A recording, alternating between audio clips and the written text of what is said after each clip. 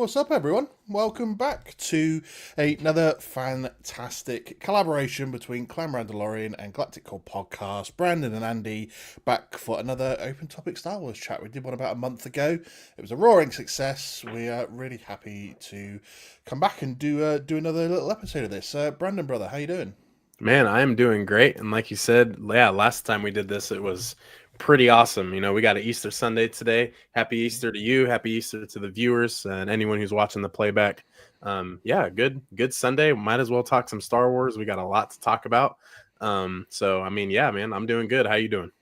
I'm not too bad, thank you very much. Obviously, look, there's always time difference between the two of us, so it's like early evening for you, it's late evening for me. So got a cheeky little beverage on the go, and happy to be chatting Star Wars, brother. Yeah, happy Easter. Do you guys do much for Easter over there?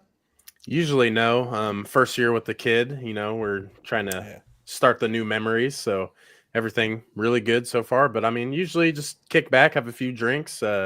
Today, none of that. We got a nice Diet Coke. No, I'm not sponsored, but yeah, that's what we're doing today. Not sponsored yet. Keep it Yeah. going though.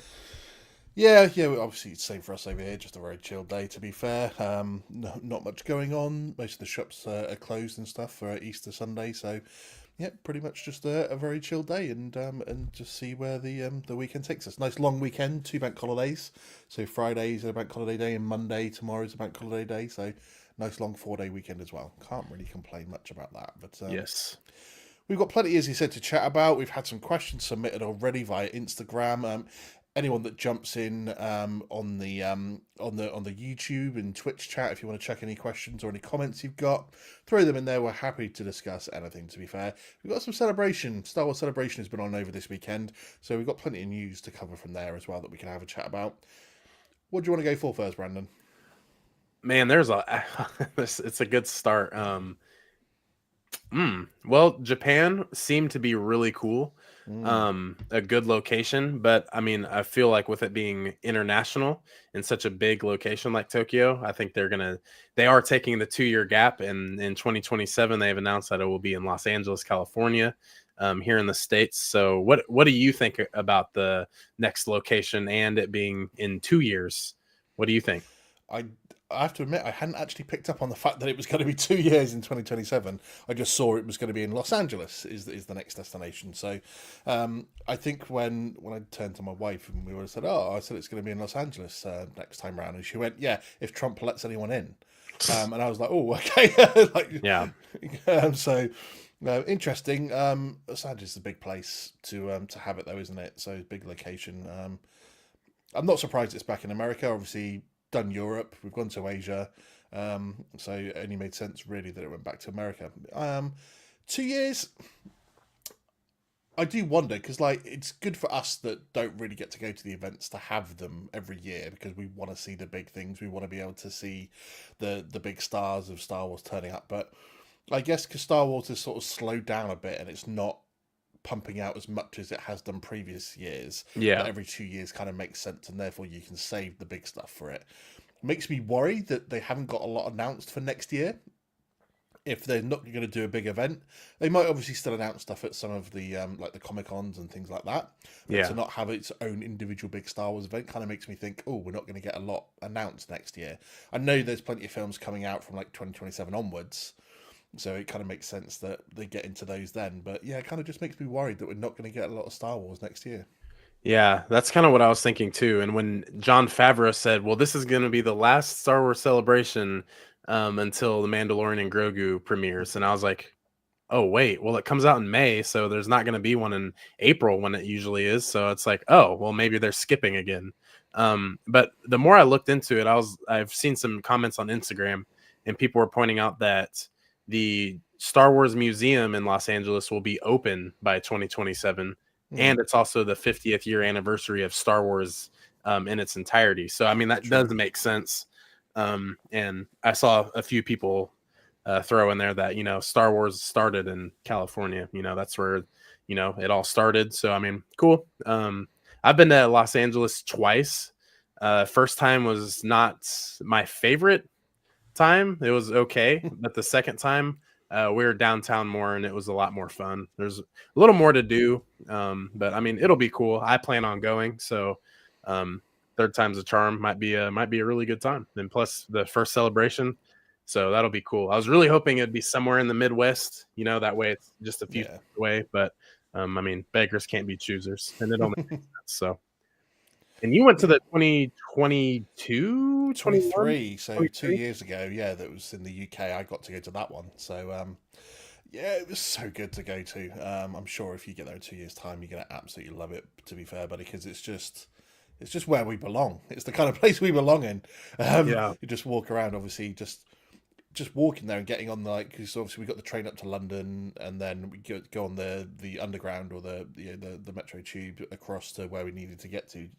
And obviously, just people start getting on the train, cosplayers and everything like that. And then we got there, like walking down the ramp towards it, and there was a bunch of like people in the most immaculate 501st clone trooper outfits, Mm, with like literally Fives, Rex, Echo, the lot of them. It was, and then you just obviously wow. get there and you just walk in and you're just seeing like the towering like AT-ATs and everything like that, and the X-wings, TIE fighters, and it was the year that obviously Andor, I think, came out, or it had been out not too long before, and they did that whole thing where there was a bunch of people dressed up as like the prison Oh yeah. guards, and they just went from one end of the arena to the other, chanting "One Way Out," and Yeah. it's fucking immense.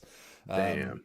and obviously, I didn't really get to go to any of the panels because it was like a lottery draw whether you get to go to them or not. So if you didn't buy any of the high end packages that automatically got you in there, you had to enter a lottery draw, and I didn't unfortunately win any of them to go in there. Like I never win the lottery, um, so yeah, I did get to go to those, but it was obviously we were there on the day as well when they announced the Ahsoka series and showed the trailers and stuff like that. And my other half is absolutely right. It's the term nerdgasm hard at Star Wars Celebration. So Hell I, yeah. I could have cried all day long being there. To be fair, obviously lots of stalls and stuff like that, and you get like you got the Lego stall and like the Hasbro stall and stuff like that to look at figures and what's upcoming, and getting your hands on like the QR code to get the special Star Wars Celebration Black Series figure and stuff like that. So yeah, Yeah. Celebration itself is such an immense thing. I can't wait to win the lottery so I can go to Celebration every time. It's Yeah. once I'm a millionaire. I know that's one thing I was trying to configure is like all of the pricing, because like how much is so I'm not too sure of what I would do, because like obviously Galaxy's Edge is in Los Angeles too. They have a location Mm. there. They have the Funko headquarters is in Seattle, but they also have a second branch in Los Angeles. Um, the friend I would go with, he's never been to Los Angeles, so we got to go to the Hollywood Walk of Fame. See the Hollywood sign. There's a lot to do there. The beach, even. So, I mean, there's a lot to do. So from what I've watched with Celebration, because I watch it from the couch, the couch celebration people out there. Um, what I've seen is like the first day is always the best, it seems like, and then the second day, it kind of picks up, and then like by the third day it's just kind of like a farewell tour for like the last day. Seriously, Star Wars, what's up, Chris? How you doing, bro? Thanks for chiming in. But yeah, it's just I don't know. So maybe might do day one, day two, or just day one, and especially kind of seeing what is going to be out then, and then especially if the George Lucas Museum is open, Mm. like you got to spend a day there. So I mean, it sounds like a lot of money, but I mean, I got 2 years to save up for it. Yeah. Yeah, I know what you mean in terms of like, yeah, obviously your first day is like hard impact, loads of stars, loads of news. Some of the probably the best news gets released on that day. I think for our one, it was like Andor stuff was done on the first day, and then all the Ahsoka stuff was done on the second day, and we were there on the second day. And so it was still immense. There was still loads going on, still loads of news dropping. And still some really good panels. So I think from what I could see this year, it was a bit less as they didn't have maybe as much news because each day Mm, seemed to be less and less with the news yeah, in terms of like good stuff being dropped. Um, so yeah, I understand what you mean about day one or day two is obviously going to be the best days to go. Day three is kind of like it's starting to wind down. It's just more of the celebration of just Star Wars in general rather than any of the news that's coming on. But Skywalking Ryan, happy Sunday. How's it going? I'm doing well. I think Brandon's doing pretty good as well. How are you, buddy? Hope you're all good. Thank you for joining us. Appreciate that. yeah, man. Thanks for chiming in. So yeah, it's all good really. It's going to be 4 days this time. In Oh, terms of the Los wow. Angeles one, or is it so if it is 4 days, or I don't know if he's referring to the Japan one. Sorry, that's just been. Oh I yeah. think Is whilst there it's a 4 day another week, day? I'm Is not there sure another to be day? honest. I don't think there was much news that was dropped. To be fair, I don't think they've got anything left to announce. Um, Yeah. What I'm thinking though is this next celebration. This is where we're potentially. This is where we're gonna get the Ray trailer. We're gonna get the maybe the Starfighter. I almost said mm. Starkiller. The Starfighter show. Well, that is Um, out in May 2027. They said that's going to start filming soon, yeah. so you're So probably going to get a lot of. Well, we'll get some panels about it and some more trailers, but we pretty much should have already got trailers and stuff by then. So because it'll release a month after that celebration. yeah, So yeah, true. Maybe there's gonna be like one final like big trailer or something. Maybe we get like maybe a scene from it. you'd expect some of the stars to be on stage there as well. Yeah. So Shit, I would after seeing the Barbie movie, I haven't been I don't watch too many of the of Ryan Gosling films. You know, I mean the first one, of course, for me was The Notebook, and I was just like, wow, this is romance is stupid, you know, as a middle schooler. But I enjoyed the movie, but at the same time, that when the Barbie movie came out, I'm like, oh, Ken's fucking awesome. And he did a great job too. So I mean, getting a photo op with him would be awesome. I liked him more and more as he's got a bit older and the more stuff he's done. So I've got no problem with him being in a Star Wars film. But yeah, what did you think then of some of the news that's come out in terms of? Let's start with them with the Starfighter film. Was it Sean Levy is directing, who's done most recently like Deadpool and Wolverine for the Marvel universe. Obviously, did some of the previous Deadpool stuff as well and other bits and pieces. Brian Gosling announced for it, and obviously a film set 5 years after the end of the Rise of Skywalker. Yep. So it's sort of like an open book because we haven't got any sort of clue about the state of the Star Wars galaxy after the Rise of Skywalker. How do you feel about that? I'm ready, man. I think it's going to be cool to see more because what I'm really excited for actually is the Rey movies. Like I want to see what is left with that character and what's after the Hmm. sequels.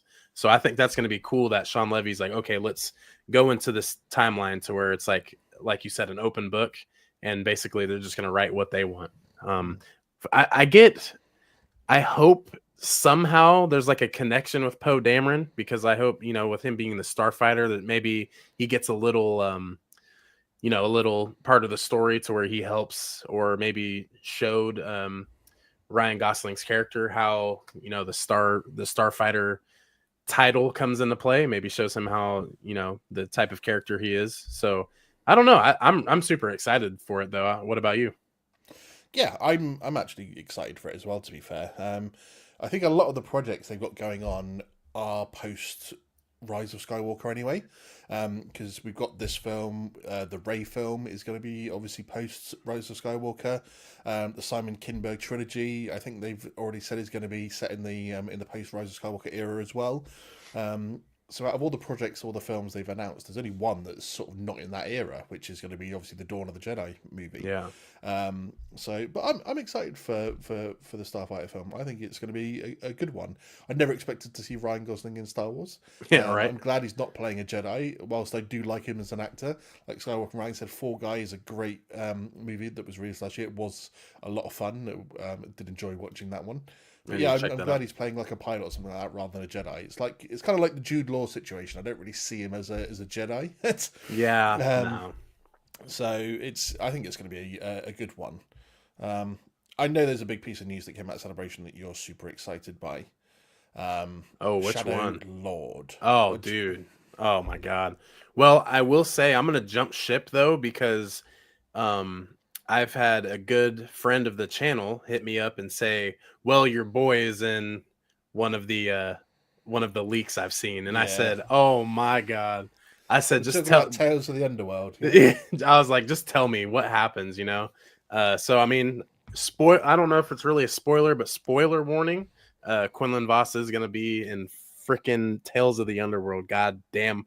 I don't know if I'm gonna make a video on it or not because I'm just so I don't know. I would just be like, oh my God, Quinlan Voss. Did you guys just hear me? I said Quinlan Voss. So yeah, that's that. I didn't know if you were talking about that or Shadow Lord, but I mean Shadow Lord. Good Lord, man! I was searching on Reddit, TikTok, Instagram, like I'm at Twitter. I'm digging to find the trailer, and I ended up finding a super terrible quality version of the trailer. And oh my god, man, it looked amazing. Did you end up seeing it? No, I've not dug around to look for it, to be Oh completely my honest. So god. I'll wait in for the proper a good resolution one to be released, so I can Yeah. soak it all in when it gets released. I mean, I'm never gonna deny the return of Sam Witwer as Maul. He does obviously a fantastic job.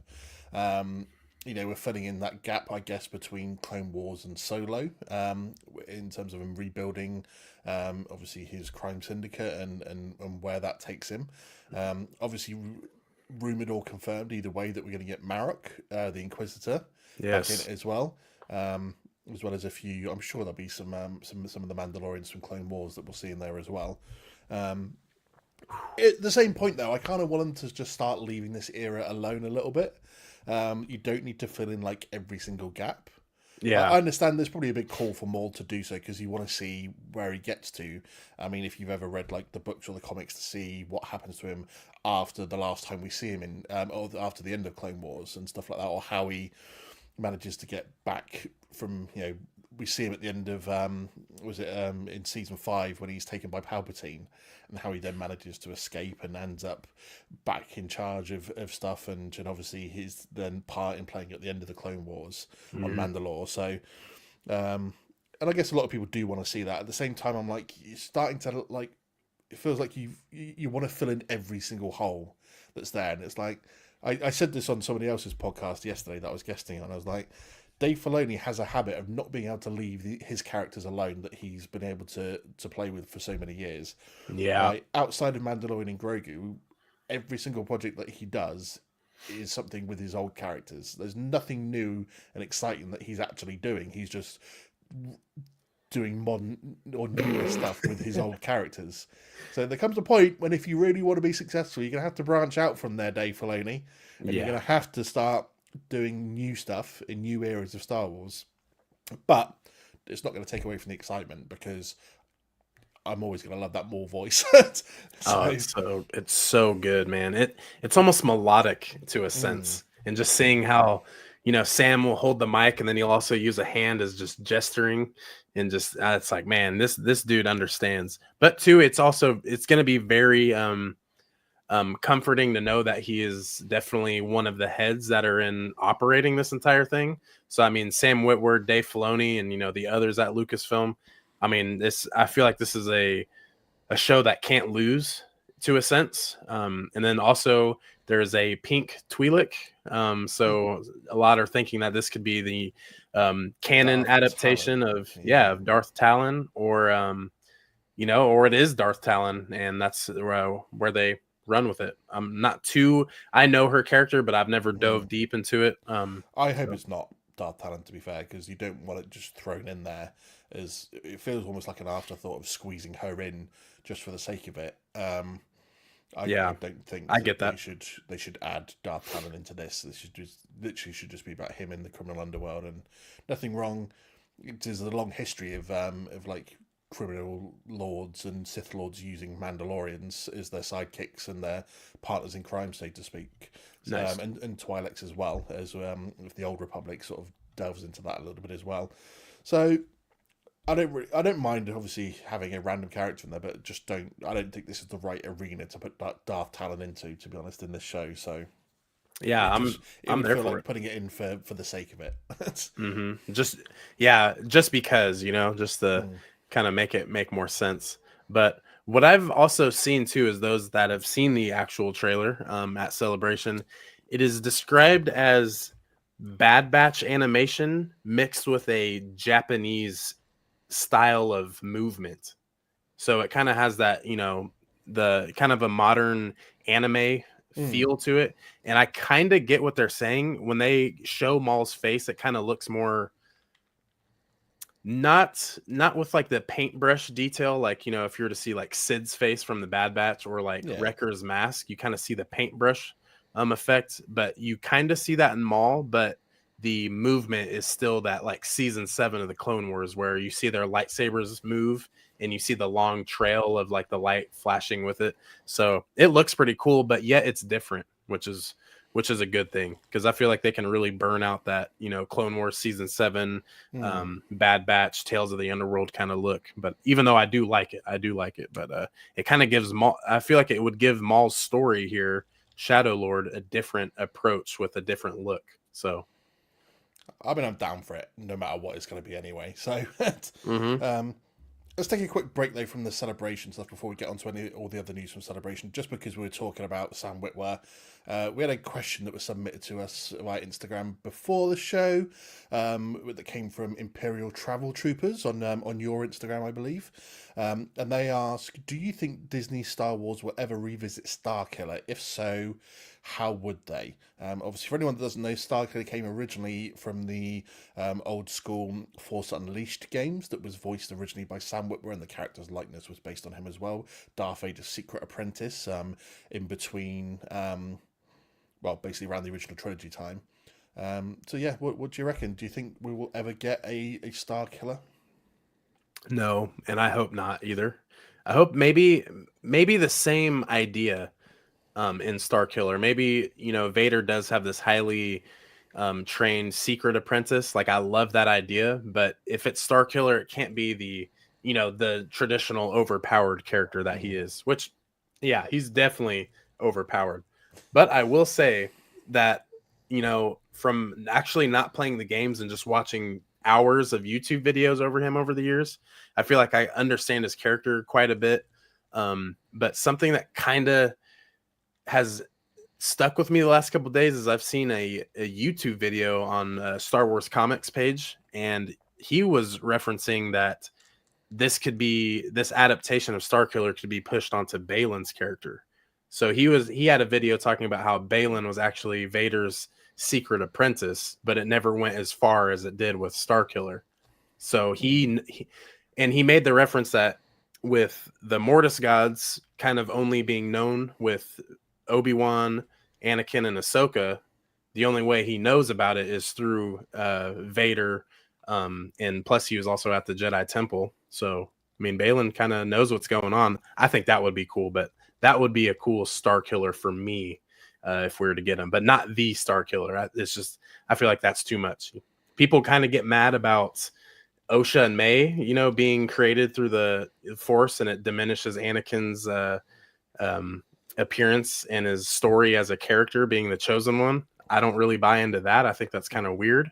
But Star Killer would kind of be more of that reasoning for me, is it kind of takes away from Anakin, like Anakin's the chosen one. He's the overpowered one, to a sense. But yeah, that's kind of where I touch down with it. Mm. Yeah, I agree. I think we're past the point of them doing Starkiller now. If they were going to do it, I think they would have already done it. Um, Obviously, everyone agrees that he's OP, so overpowered that you could never have the original version of Starkiller brought in to the Star Wars universe, because it's just too much. Um, it's just, in terms of if they did want to do it, how would they bring it in? I don't really know anymore, because they like I said, they're starting to fill the holes in of so much stuff between, say, the prequels and the original trilogy eras, and even like the comics that run between the films now. So there's a massive comic book run that did between episodes 4 and 5 and 5 and 6. Mm. And so they're filling in all these holes there that, unless you want to erase those from canon and undo all the hard work of all the editors and writers and drawers and stuff and artists and stuff like that, then I don't see where you're even going to squeeze him in anymore. So I don't even know where they would put him in. It just, yeah, I can't even think of where you would fit him in nowadays in terms of where you could even put him in. I don't like the I'm against the idea of Vader having a secret apprentice, because I always thought he thought that was beneath him as well. I think Vader was always caught in this mind that he knew Palpatine was never going to give him everything that he promised, and that he treated him kind of like crap. But at the same point, he still did look up to him, and he obviously had a fear of him. And whilst Palpatine has tried several times to actually kill Vader or put spies against him and stuff like that, Vader's always looked at it as a test and passed them. Yeah. as like a rite, as a passage for the future. So I don't think he would sort of go in that way of having a secret apprentice. I mean, Vader absolutely despised the Inquisitors. He thought they were like just not needed, and that they were a bit of an abomination towards the Sith and the rule of two. This is why that like when Palpatine put him in charge of the Inquisitor program, he always would challenge them, and if they fucked up, he'd take a limb as Yeah. recompense for your failure. So I don't see how Vader would have the patience to have a secret apprentice to then try and overthrow Palpatine at some point. So how would they do it if they did bring him in? I think they maybe have to go back beyond the prequels to fit him in somewhere.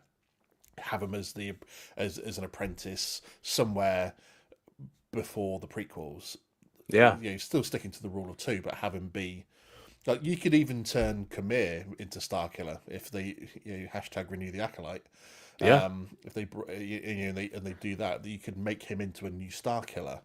In a way, he's definitely got the Force ability to be a type of Starkiller character. He's got the battle technique. We've watched him take out 7 Jedi in one episode. Yeah, I know. So there's ways that they could do it, but I just don't see them fitting it into the mainstream Skywalker saga anymore. I think they would have to go beyond that to fit him in, and then you're just going to get people bitching and moaning that it's not the way that they would want Starkiller to be there, and it just opens up a whole new can of worms of Star Wars fans being able to bitch and moan about something. So maybe that's just the thought that's in the back of the creator's mind is like, we actually can't do this because we know what's going to happen. Yeah, it's a shame. Yeah, that they would have to think that, but they've got to be realistic at the same point. It's like, where do you squeeze them in? I mean, obviously the backlash that happened when Ahsoka was first introduced as Anakin's apprentice. Everyone's like, he didn't have an apprentice between episode 2 and 3. He was still a Padawan. He was still a Padawan himself. Yeah. So that was me once upon a time. Yeah, me too. I used to hate Ahsoka when I first started watching Clone Wars. It took me a long time. In fact, it took Rebels to get me on side with Ahsoka. I still didn't like her through the majority of the Clone Wars, and I still even think when they brought back Series 7 of the Clone Wars, I still think that they spent too much of the finale episodes focusing on her and her situation. Yeah. People wanted the answers of what happened to her, but technically they'd already answered some of those questions in the Ahsoka novel of what happened to her and Rex and how they survived at the end. But they just felt the need, they retconned that by what they did in the series, which kind of annoyed me a bit as well. So I still think they focused too much on Ahsoka for the end of Clone Wars and should have been focusing on everything as a whole. Not obviously what went on with Order 66 in terms of the what we saw in episode 3 of the film, because obviously we've got episode 3 for that, but they focused on what was happening around the rest of the galaxy and other Jedi that we'd seen and stuff like that. So, but I get it. The Siege of Mandalore was a big thing. We'd all wanted to see it. So I'm never going to complain about what we got because it was still an epic ending. But I think it was too heavily focused on Ahsoka for my personal liking. Excuse me. Yeah. I got a question from Johnny Cruiser. Do you know actor named Shah Rukh Khan? I'm not sure who that is, to be honest. Let me have a quick Google. Shah Rukh Khan. I think I've seen someone mention that name on Instagram, maybe. Yeah, you'll have to look that up. Okay, Indian actor and film producer. They do look familiar, to be fair. I don't think they've been in anything like Hollywood style. It looks like a lot of Bollywood type things, to be fair. Saying he's got 3.2 billion fans worldwide. Obviously, a very well name over that side of the world. But yeah, so in terms of Starkiller, not really sure where if that'll ever come to pass, unfortunately. It seems probably not, to be fair. I don't see a way that they bring him in and it'd be satisfactory to everyone's liking, given the history of the character and his background. So interesting. Yeah, I've never seen him before. Let's jump back to Celebration then, buddy. So obviously, we can probably skip over Andor because there's probably nothing new there in terms of the fact, obviously, it starts this week coming, and we just got a few more scenes and some more chats with the crew and actors that were going to be in there.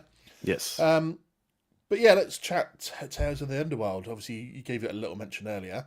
From what I heard, that they showed one of the episodes with Asajj Ventress, and it was described as phenomenally epic. From what I saw, are you Yes. excited for Tales of the Underworld? Obviously, Dave Filoni touching on some of his previous characters as well, Cad Yeah. Bane and Asajj Ventress.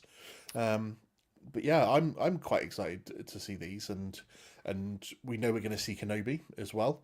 You've already Yes. mentioned your boy Quinlan Voss is going to be in there, because from what I've seen, apparently this will explain how Asajj um, survives the events of Dark Disciple and how she's still alive, and Mm. then it also shows that Quinlan Voss starts the path, which is something that Yes. you always championed. If my memory serves as well, that you thought we'd always get a story showing that he was one of the ones that was the original creators of the path. Yeah. That's something that I'm like, God damn, keep going. Now you're now we're inching into it. So Nika Futterman, who voices Asajj Ventress, said that we're gonna get 3 iterations of Asajj Ventress. We got her in Bad Batch, that's the first one. We got her in, or we're getting her in her own little series in Tales of the Underworld. And I'm really hoping that the third one is gonna be it's the path with Quinlan and Asajj kind of meeting back up after Tales of the Underworld. So if we get that, I will be head over heels as a Star Wars fan. I don't need anything else. I already got my Kenobi series. I got my Boba Fett series, and now if I get Quinlan Voss, I think I'm good. Maybe a Vader series that we've always needed, which would be really cool to see. Him going against all the Inquisitors and Mm. taking limbs. That would be awesome to see. And then also the kind of the little trials that Palpatine throws him through. That'd be cool. But I mean, back on subject. I think from what I've been told, it's the beginning is basically the end of Dark Disciple in animation. Is how we see it. So we're gonna see Obi-Wan and Quinlan, lay Asajj down, and then Mm. I'm just very interested in seeing how she comes back because I wasn't told that part. What was used.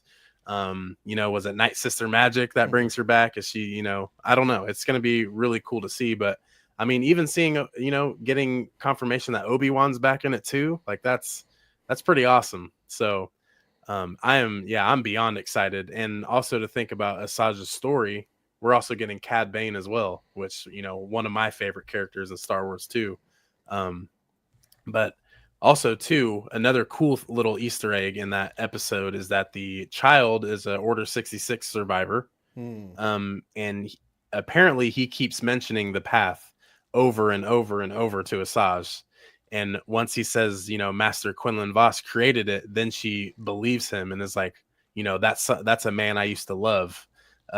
If I'm not mistaken, that is like the word for word um, uh, quote there that she says. So I mean, dude, that's bone chilling. So it's really cool to see that we can finally get that justice. The fans who watched Bad Yeah. Batch and were like, how is she back? She died, oh, they retconned Dark Disciple. And then if you go to starwars.com, they let you know in the article for the episode of the Bad Batch that she was in that Dark Disciple is still very much canon. So I feel like then it was like, okay, we're going to see how she survives here soon. So me, Tales of the Underworld, I think it has the potential to be the best Tales of series, even though Tales of the Jedi is literally peak Mm. Star Wars.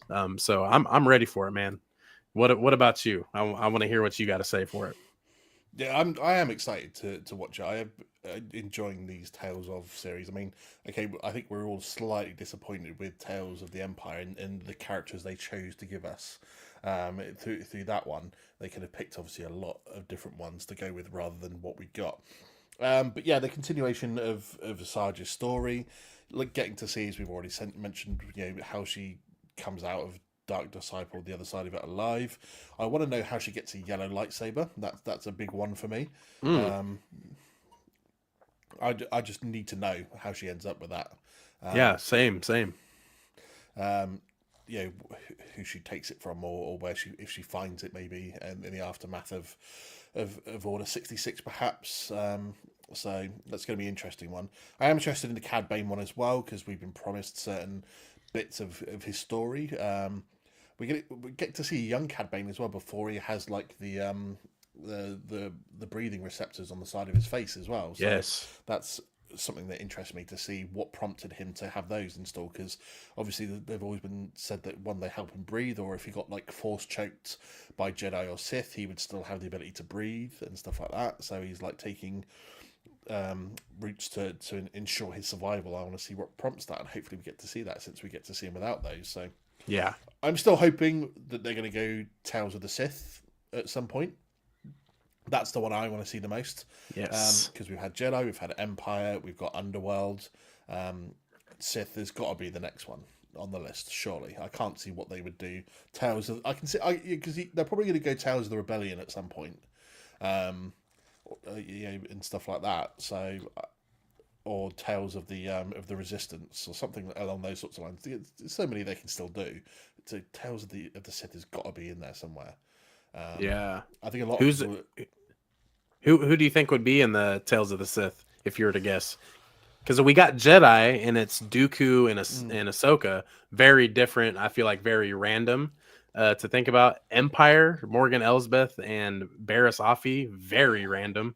And then Underworld, you'd think maybe Dengar or Bosk in Cad Bane or Boba Fett, so that kind of checks out. I would have never guessed the Saz Ventress.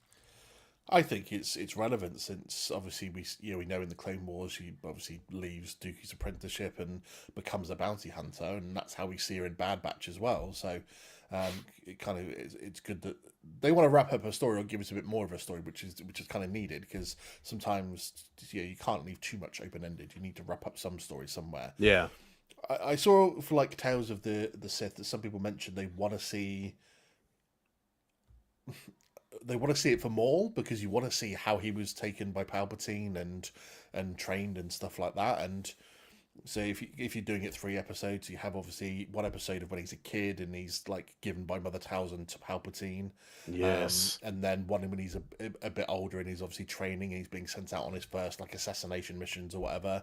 And then one jumping to later on, like maybe between say Solo and Rebels. Just sort of wrapping up the last bit of his story, because we're getting obviously this next bit in that shows us like post Clone Wars and pre Solo. So maybe it's too much more if we're going to start doing that. That's why I was like, I understand people saying that they want to see that story, but if that's really like too much more, so it's a hard one, because where do you go with it? Plagueis would be one that jumps out immediately that I'd want to see in Tales of the Sith. Just whether it's an adaptation of the novel or whether it's a completely new story, but sort of him becoming an apprentice, him becoming the master, him taking Palpatine on, or the death of taking us almost up to episode 1 where he's killed by Palpatine would be absolutely epic in my mind. And then you've got so much you could play with after that, because it's kind of like, where do you go? Do you want to go really far back, and you could do almost like a Darth Bane one, sort of like see how the Rule of Two was initiated, whether they save that for because you could always save that for a TV series or something like that if you really wanted to go at and put that in there. But a Tales of the Sith, 3 episodes showing Darth Bane and how he initiated the Rule of Two could be a good one. Or do you jump to maybe like a Kylo Ren? And whilst I think they've covered a lot of his turn to the dark side in comics and novels. Yeah. So it's maybe you wouldn't need to do a TV series on it, but yeah, I think it's a lot more slim pickings with Sith than obviously Jedi and other characters, because of what we've actually got in canon. Yeah. But yeah, I think give us a Darth Bane one showing the Rule 2 initiated, and then give us a Darth Plagueis one. That would be my 2 picks. That'd be awesome. I would go with Bane 1000%. If not Plagueis, maybe Palpatine. Kind of seeing. Well, yeah, I think that was one thing I have previously mentioned, because I was like, I want to see Palpatine recruited to the Sith, because again, it's all talked about in the Plagueis novel, but it's not canon. So we'll see how that was done, and then him sort of like turning, and then because you can include Plagueis in that as a 2-for-1, can't you? Plagueis recruits him. Episode 1, episode 2 is all about his training and learning with Plagueis how to manipulate midichlorians and keep people alive. And then episode 3 is like when he comes to the forefront and becomes he takes over at the end of episode 1. Obviously, the Senate is the leader and kills off Plagueis. So even that way, you could do Palpatine. Would be amazing. Ah, man, I feel like we're just missing that greatness right there. Give it to us. I'm not sure how to pronounce his first name, so I'm really apologising if I get this wrong. But Oishin Malone, hello, buddy. Thank you for dropping by. Appreciate that. And he thinks that it would be a cool idea at the Tales of the Sith. So Yeah. yeah, I definitely would love to see that. But Tales of the Underworld, that's coming. 2 weeks from today. I was going to say May the 4th, isn't it? It's dropping. So Yeah. um, and Cole Cowan's joined us. Love from Scotland Boys. Can't believe Andor is just on Wednesday. Feels like it's been a lifetime. Has been a Yes. few years. What's up? Again, being from the UK, we have to wait until Wednesday morning for it. Unlike you guys that get it Tuesday night, even though obviously the time difference makes up for it.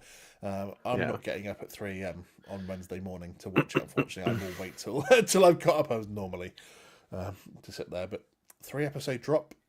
You're all going to be doing live streams straight after each week with your boy Bailey, aren't you? Yep. What's actually insane was I was thinking, man, I work all day Tuesday, and I'm like, oh shit, I work all day Tuesday, so we're not gonna be able to do this first week. So we're gonna catch up, and then I'll obviously talk about it with you next week, which will be kind of like the buffer for it. So after that, going forward, we'll wrap up the 3 weeks, which I mean, it's gonna be a lot of content to cover. So I mean, we'll be okay. But yeah, I was like, fuck, I do work all day Tuesday. So I mean, when Andor comes out, I'll still have up to 3 hours of work left before my shift's done. So Damn. yeah, I didn't really think that one through, but it'll be okay. It'll be okay. Yeah, obviously, yeah, you're jumping on my show as my guest to do the first 3 episodes. It's just a movie, a long ass movie every week, isn't it? That we're getting. Yep. So, got another comment. Imagine a Tales of General Grievous, his backstory of becoming a cyborg. This is something I did say as well. If they wanted to do that, Grievous would be perfect getting his backstory. Absolutely. Because it is a sad story, to be fair. Ultimately manipulated by Dooku into becoming the cyborg, being told it was obviously a good thing. Bless him. So Terrible. any other news from Celebration that jumped out at you, buddy? Obviously, we got a bit more on Ahsoka season 2 coming, announcing characters that we pretty much already knew were going to be there. Mm-hmm. What did you think of Rory McCann as Mr. Balin Skull? Yeah, it's a hard act to follow, isn't it? Because Ray Stevenson did such a fantastic job as Balin in series 1. The right thing to recast him. Obviously, I think they couldn't just leave his story open ended like it was. Yeah, you can't do that. In terms of how he looked, doesn't quite have the nice, neat, tidy beard that season 1 had. Did he looked a bit more rugged and a bit more loose? But you could say, obviously, if he's been on that planet for like a few weeks or a few months by himself, he's not had the chance to upkeep himself like he probably previously has done. Yeah. So he's going to be a bit more rugged and a bit more loose. But I don't think it looked too bad, to be honest. You know, it's all going to be how he acts, because obviously Ray Stevenson did a great job in making Balin Skull come across as very knowledgeable and full of wisdom and Yes. sort of very assured and sure of himself and what he was doing and the way he go about things, and yet almost having I felt like a slightly unique saber fighting style, and the fact that it wasn't like, say, Anakin and Obi-Wan, that was flowing and very dance like in its moves, almost like he was very rigid but Yes. effective. So I think it's just going to be how that's replicated going into this season. What do you reckon? Yeah, I think what they. So my first thought, I was like, okay, I can. This is Balin's Skull now. This is Balin.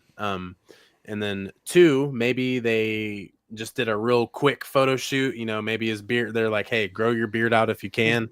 And they just haven't trimmed up and gave him the color that he needs yet. You know, maybe that's just kind of what they're running with. Like, hey, we're just gonna take a photo. We're gonna put this at Celebration. I think it's gonna work well. And I didn't know that Rory and Ray were actually good friends. I had no idea of that. So, and apparently he wants to just continue the tradition of Balin Skull and kind of give it a nod of homage to Ray as his friend. So that's cool. And as Cole says, I hope they don't think about the recasting thing too much. Obviously, a shit situation, but the story and everything else would do him justice. Yeah, obviously they want to continue his legacy and just do the character justice, and I think they will do, won't they? So Yeah. Obviously confirmed Hayden Christensen back as Anakin. We already knew it was going to be happening. Excuse me, rumored for obviously a much bigger role this time round. We've talked about this many times over the last couple of years since Ahsoka's been released. Saying that I hope it's not too much Anakin and you're sort of playing with his legacy as a Star Wars character too much and stuff. But obviously super excited to see him in any Star Wars content. Yeah, I'm super excited for it. Like we were talking a few weeks ago, there were some leaks that came out apparently. And yeah, so it's gonna be weird how it all plays out. It's gonna be different. Oh yes, It's Cole says Thrawn versus Akbar, which is going to be interesting. To tactical minds at work there. Is the only downfall that we know that both of them would make it through that battle. Yeah, because we know obviously Thrawn's getting his own film. He's not. This isn't going to be the end for him, and we know Akbar makes it through to the sequels. Yep. So that kind of like it's going to be an interesting tactical battle between them, but at the same point, there's no jeopardy in that battle for us. Yeah, that's true. When I saw that though, it's cool that they're bringing back a original trilogy character to make some good justice there. But yeah, I mean, how long has it been since we've seen a legit space battle? Yeah, like so I'm all for it. Yeah, so Ahsoka season 2 is gonna be cool, and there were some models that they dropped of different scenes, and one of them is Ahsoka standing in front of this big like memorial kind of, and you can tell that there's a big large swinging door, and it's very Jedi Fallen Order vibes. And some people were mentioning that could be like a sort of temple of Mortis that's on Peridia. So that would be really cool, especially with her being Ahsoka, being there firsthand in Clone Wars and having the essence of the daughter that runs through her. I think that would be really cool if she kind of has like some emotional like scene that is played, during that. So that'd be really cool. Maybe that's where she finds Balin. Who knows? Indeed. I mean, I'm just excited for it. Bit more time to wait for it though, unfortunately. I know. I know, it's all about a waiting game, isn't it? We've just got to be patient, like channel that inner Jedi piece and yeah, just all good. I guess the last two big bits that came out were obviously a bit more about Mandalorian and Grogu film, obviously dropping in just over a year's time. Obviously plenty of chat with Pedro Pascal and the directors and stuff, and then getting to there was a trailer that was shown. I don't know if you went online and had a look at that. Yeah, I did, to be fair. So obviously we get to see a one-shot scene of Din Djarin making his way through the inside of an AT-AT, trying to get to the cockpit before he's shut out, and then they blow it up anyway, which is great. Grogu swimming, using the Force to crush a mouse droid, which is cool. yes. A bit of Sigourney Weaver, who we understand now is playing a pilot in this, a New Republic pilot. Funny little bit of obviously Grogu trying to force pull some food towards him. That was beautiful. And obviously the return of Zeb as well. Yes. From Rebels. So that is going to be epic. I'm quite looking forward to this. I was always going to look forward to this. I was never not going to be hyped for this. Oh yeah. I think when I spoke to JD from Motion Cities about it, he said the only thing that he is worried about is that the whole film is just going to feel like a side mission episode. Yeah. What are the stakes really? You need to have some higher stakes in this film. Like Thrawn needs to make an appearance in this film, or Thrawn and the Dark Council from Series 3 of Mandalorian needs to appear in this to up the stakes. And otherwise, it's just an elongated episode of The Mandalorian. Yeah, that is a really good point. On top of the Thrawn making appearance, what if Mando and Grogu get captured by Thrawn, and that's how it ends? Now it's like, where do we go from here? So now we have to, figure out, if depending on who they come in contact with, because apparently, already, well, shit, here we go. So Zeb is part of the Ghost crew. He's confirmed to be in Ahsoka season 2 as well, and he's in the main galaxy. Thrawn is now in the main galaxy. Maybe he gets word that Mando and Grogu have been captured by Thrawn, and now he reports that to the Ghost crew. They now have Ezra. Ezra, a lot of people want Luke to kind of come in the picture. I'm kind of leaving that on the back burner. We've got Luke already. I don't think, unless the stakes get really, really high and there's a higher power that comes through, that's when maybe Luke can come in. But this is our group of characters right now. Yeah. And didn't destroy those snow troopers. Absolutely did. Went crazy on them. Went for it. And obviously, Rotter the Hutt returning, as we saw at the end of the trailer. Muscly Rotter, just clearly designed off pictures of me from my younger days. During my gladiatorial days, looking beefed up was Rotter in the gladiatorial arena. So I still hope the early rumors of what the storyline was going to be, that Embo had been commissioned to hunt down Rotter and Mandalorian was then commissioned to stop him. I hope that's kind of not true as well. As cool as it would be to see Embo, we haven't seen him since the Clone Wars, but I kind of hope that's not the main plot of the story of the film. They need to start moving everything towards the Thrawn, the culminating Thrawn film now. So you've got this. You've got Ahsoka season 2. Whether it doesn't obviously look like we're getting Boba Fett season 2, whether we get a Skeleton Crew to tie into this as well. I always forget about Skeleton Crew. Always forget about it. So we need to start moving the story towards this now, because otherwise all the heavy lifting is being done by the Ahsoka series of that storyline, and everyone else is just filling in the gaps around them. So, well, would we be surprised with Dave Filoni? Well, I hope so. But I mean, we're going to be watching it either way. It's not like I'm not going to be watching it, is it? So, And then I guess the last bit of news was Star Wars Visions, Volume 3 coming out, 9 episodes, and obviously we got that one that they showed us called The Ninth Jedi, which looked, which we saw a bit of a clip of. Looked kind of brutal, to be fair. Looked like a very aggressive Jedi against a bunch of from what I saw or what I interpreted it, against a bunch of afraid kids with red lightsabers. Because that Jedi looked like he was being kind of brutal. He chopped someone's head off, didn't he, in that trailer? Yeah. It's like, well, maybe this is what we're, everyone's been asking for, some horror or brutal Star Wars, and this might be it. So, I mean, are you a big Visions fan, or are you not that fussed because it's like alternate world, anime, manga type stuff? Yeah, it's one of the best concepts I think I've seen with Star Wars. I'm not a huge anime guy myself. I used to love DBZ when I was a kid. I recently tried watching it in 2020 over again. I got through 2 seasons and I was like, I can't, I don't know why, but I mean, I have, my best friend is a huge anime fan. Watches kind of all of the more recent stuff, My Hero Academia and the Slayer one. Demon Slayer, there we go. So he's really up on those, but I mean, I'm not too big on it. I will be watching them because I always watch them. Tatooine Rhapsody is my favorite one. I will say that was just it was very comfortable. It didn't take me too far out, but yeah, I mean, I enjoy it, and I can't wait to watch. It'll be cool. I have enjoyed the first 2 seasons, so we could all the first 2 volumes. So I'm happy for another one. Looks like, again, it's like a yearly thing, like Tales of the Underworld is going to be, and we get that, I think, like 29th of October or something that drops. So yes, going to be excited to see that. I don't think there was too much else that came out of Celebration this year, was there, apart from those? No, but I have a feeling, and this is just me, putting my theories out there. Did you see Manny Jacinto's panel? I didn't see it, but I saw clips of it.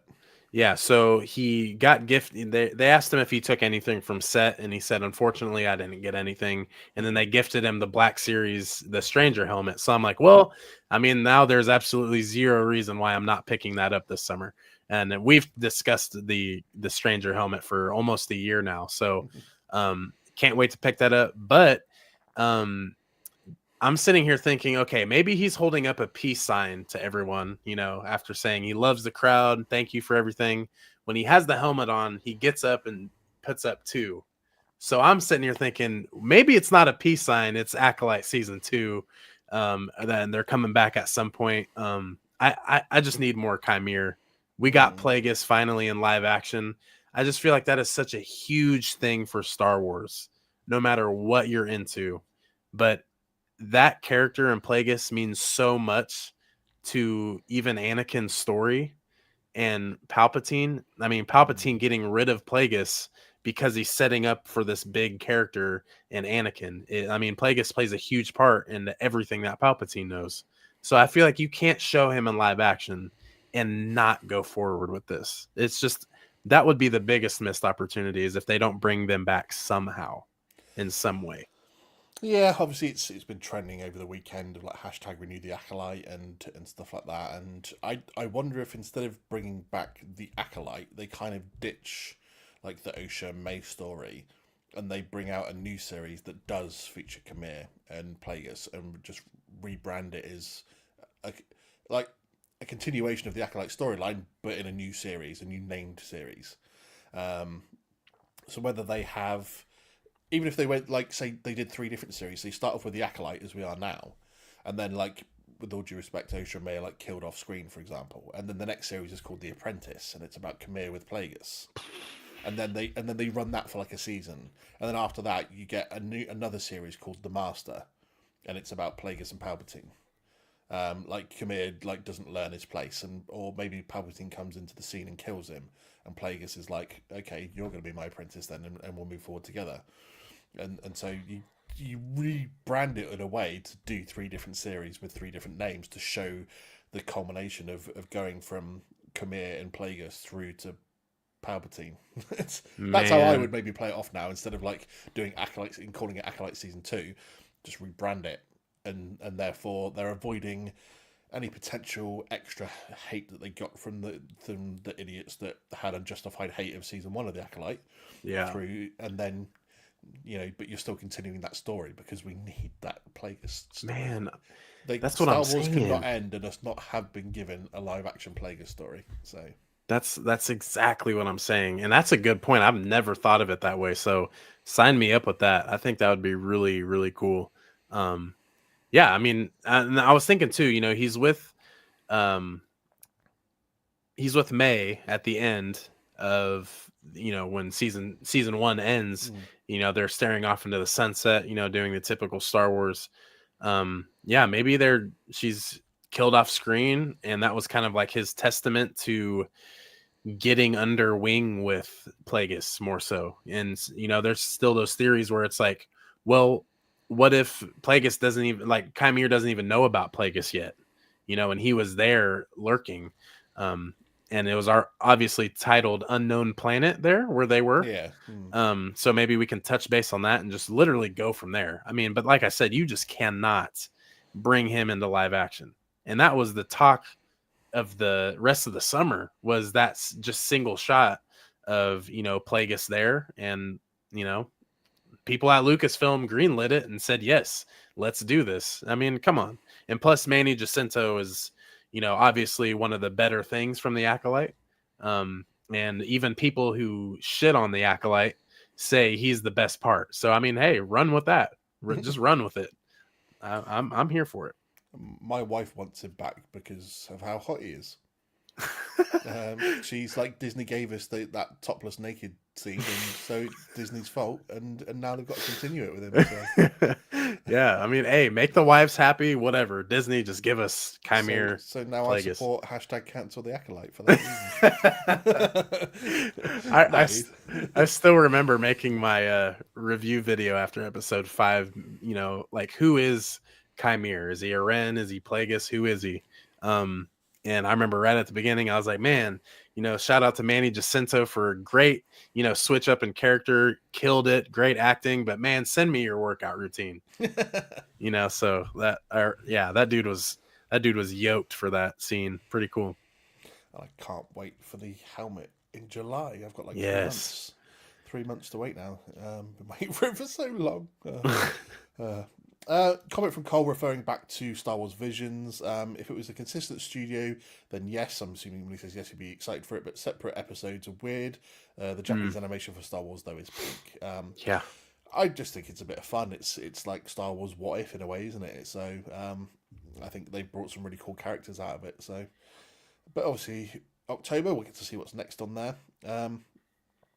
Let's end then with the final question that got submitted to us via Instagram from your boy Commander Broski.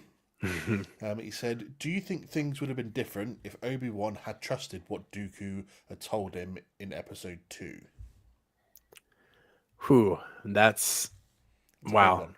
Yeah, that is such a good thing. And I think that pretty often, like just Obi-Wan being the true Jedi that he is, and of course, even seeing Tales of the Jedi, understanding, how close Dooku and Qui-Gon were, and we got to see that. It's kind of into a sense, Count Dooku is like Obi-Wan's grandpa, and the times that they clash and during the Clone Wars, episode 2, 3, it's one of those things where it's like, man, kind of what would have happened, the entire story's changed 1000%. But yeah, it's a really weird thing to think about, because what if they ended up literally spilling the beans on that? That was Dooku's one chance of kind of redeeming himself back to the Jedi, even though that wasn't his main purpose. But yeah, it sets up for that character for sure. What do you think? I think it depends what Dooku wanted to do with Obi-Wan for how it then plays out. Does he want to take him on as like an apprentice and train him up to then overthrow Palpatine and turn Obi-Wan to the dark side, or the more unlikely scenario is that he wants the Jedi Council's help with obviously ending all this, which he doesn't because he's part of it himself. Yeah. He's facilitating the start of the Clone Wars because he's now under Palpatine's command, as we've seen from Tales of the Jedi since Episode 1. Yeah. Before Episode 1. So, at that point, he's been under Palpatine's command for at least, 10, 12 years? Yeah. So the chances of him wanting to take Obi-Wan on, or telling him all this to gain his trust and then to report it to the Republic, to the Senate, and to the Jedi Council and have them all end everything is obviously the most unlikely scenario. So it's all for his own gain, and then doing what the Sith do, which is taking on your own apprentice and then killing your master and replacing them all. So I think but that's what the question asking. It would be different if Obi-Wan had trusted in what Dooku had told him. So it doesn't mean that Obi-Wan himself then goes under Dooku's wing, turns himself, and becomes a Sith. Right. So it's like, what if he trusts him? And then Obi-Wan's still going to learn the truth pretty fucking quickly, I think, in terms of he's going to learn that Dooku is still deceiving him. And he ends up probably getting himself killed in that scenario. That's what I think. So I think actually the story probably plays out. The story does change, and that's obviously majorly because then, if Obi-Wan trusts him initially, but then learns the truth and is then killed by Dooku and Palpatine, that then obviously has a major effect on what happens with Anakin. Yeah, true. Because Anakin's still, 19 at that point. He still needs a lot of teaching. Who takes him on? Does he go under the wing of Yoda or Dooku? Not Dooku, sorry, Windu, or someone like that. And that changes completely how Anakin's then taught and how he approaches the Clone Wars. Yeah. And changes the outcome of the Clone Wars. Under the stewardship of Yoda or Windu, does that then change the relationship that Anakin then has with Palpatine and how much Palpatine manipulates him and confides in him over the years? Because they will tend to pull him away from Palpatine rather than letting him be as close, which Obi-Wan did. Yeah. So it has more ramifications on that side of it, I think, than anything else. I think the Clone Wars still happens. Palpatine's still biding his time, waiting to turn, waiting to act against the Jedi, and then it just becomes what happens to Anakin is my big question then. And could he then still be turned by Palpatine at the end of the Clone Wars? That's the big question for me. That's what really changes in that scenario for me. Could you imagine Anakin with Windu though? Windu would just be pissed off every single day. I think it's a likely scenario though, in the fact that they would do that because they're like, here's a kid that has had a personal attachment to Obi-Wan. He's been they've let him get away with a lot of shit Yeah. over his time as an apprentice, and they're like, going into the Clone Wars, he needs a firmer hand to help him now. He's had a guiding hand and maybe a slightly more lax hand with Kenobi. Now he needs a firmer hand. So I could completely see Windu being the one that's given stewardship of Anakin for the Clone Wars. Hmm.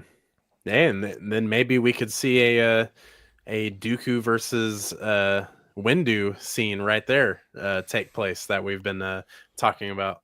Well, I was literally about to mention that, to be fair, because in our last Star Wars chat, and we said who would win in a fight between Dooku and Windu. That clip is just rolling on like nearly 57K. I know, it's Views crazy. online that clip has now had, which just goes to show how much of an interesting discussion it is. To be fair, Yeah.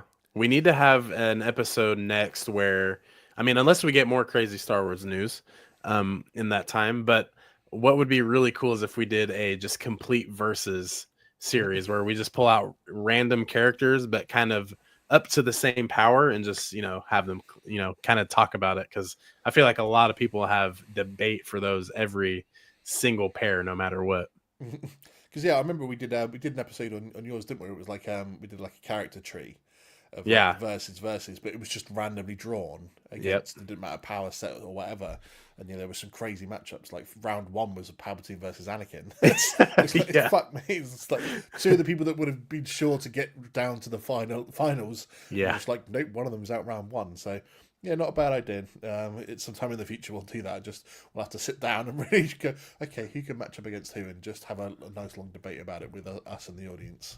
Yeah. Hell yeah. I guess then we'll just wrap it up in terms of Andor's up next. How excited are you for Andor?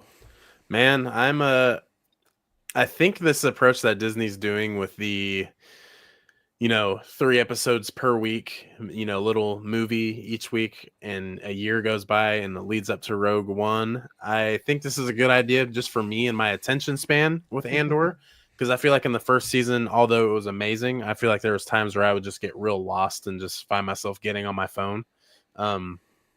Yeah, I think this is going to be good for me, and I think it'll be good for Star Wars in general. I mean, this almost eliminates the filler aspect, even though sometimes that just happens. It's part of storytelling, but I think this season is actually going to go by quicker than what it will be already, with it just only lasting 4 weeks and getting 12 episodes out. So I'm excited for that. That's going to be change, and I think it's a good risk that Disney can take. So I'm excited for it. And what about the time jumps? Because obviously they've said there's like each week, essentially each batch of 3 episodes is like a year, and then it's a jump on to the next year. Yeah, I Just like to that. basically get through the different stages of what Andor's doing, really, and showing the different stages of the rebellion coming to the forefront a bit more. Because obviously this is starting to match up with the Rebels timeline now as well. Yeah. And everything happening. Obviously, Luthen and Mon Mothma and everything that's going on there, because we kind of see the rebellion is comes together as its first forefront in Rebels, isn't it? When they have that mission where they take Mon Mothma to the meeting place, and all the different factions turn up together. That's the first cool. real connection of the Rebels together. I wonder if we'll see a little nod to that somewhere along the way. I would enjoy that. Maybe Andor's on one of the ships that turns up somewhere as part of a Rebel cell, so to speak. That'd be cool. Could be just a little crossover way to just merge everything together. So you just see the ghost, if you like, when he's looking through all the ships turn up, and just see the ghost over there. That'd be quite a cool little moment. Oh, that'd be awesome. Yeah, I'm super excited for this. The returning of pretty much almost the entire Rogue One cast. So, Krennic is the big highlight for me. Obviously, Love Krennic. Ben Mendelsohn was epic as Krennic. So to see that return, people debating whether there is a Vader cameo in here, because there was like some clip that looked like Deirdre was getting force choked in the ISB. So whether he turns up and goes, "You lot are doing a fucking shit job right now, stopping the rebellion, stopping these rebels, and I'm pissed off at you lot." I think that would be pretty epic. Yeah. Who's the dude that was Anakin's? Was it Admiral in Clone Wars, and obviously he's been in Rebels. The old grey looking dude. I can't remember his name now. You know who I'm talking about. Does he have? He has a mustache and a thin beard.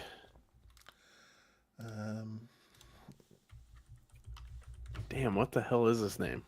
Admiral Yularen. Yes, there we go.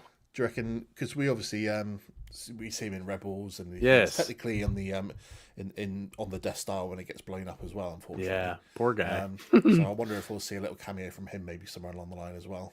That would be quite cool. I'm super psyched for it. You're going to be on my show at some point this week. We haven't actually worked out when, or which day we're doing it yet, but you will be on to discuss the first few episodes of Andor. Yes. You've got your stuff rocking with Bailey as well. But yeah, that's pretty much it for our open topic Star Wars chat this week. Lots of celebration news to obviously have got through. But obviously, for the Galactic Core podcast, if you want to follow us and go onto Instagram, TikTok, YouTube, Twitch. If you want to listen to the podcast, YouTube, Apple Podcasts, Spotify, wherever you listen to it, really, make sure you're tuning in for updates. Lots of stuff coming up. Obviously, May the 4th special, hopefully coming in a few weeks' time. I know that you're joining me for that, hopefully with some extra guests along the way as well, because they've been very busy themselves recently, so hopefully they've still got a bit of time to pop on. And obviously 4 weeks of Andor. But yeah, that's it for myself. What about you, Brandon? Yes, I'm super excited. We got Andor coming shortly this week, just under a week, not even, what do we got? Monday, Tuesday. Yeah, we got 2 days. Wow. And Tales of the Underworld in 2 weeks from today. That's going to be a crazy day for me. 2-year wedding anniversary. Quinlan Voss back. I forget your wedding anniversary is May the 4th as well, isn't it? Yeah. Yes, man. It's gonna be Sunday will be a great day. So, yeah, May 4th, guys. May the 4th be with all of us. And hopefully we'll have an awesome episode here with Andy on the Galactic Core podcast. And yeah, follow me on Instagram, TikTok at Clan Brandolorian. And of course, subscribe here on YouTube. So hopefully if you guys missed the live, come back and watch the recap, because this was a good episode. This was a really good one. I'm sure we'll be back in the future. We love chatting Star Wars together, so yep. I'm confident there'll be another open topic chat in the future. But that's it for this week, everyone. Thank you very much for tuning in. Absolutely appreciate all the people interacting in the comments. Love you guys for turning up and putting forward your comments as well. Make sure you're doing that each time. Share the love, and we'll be back next time, everyone. But until then, as always, the Force will be with you always. Thanks for tuning in to the Galactic Core Podcast. Don't forget to subscribe so you never miss an episode. But until next time, go get your geek on.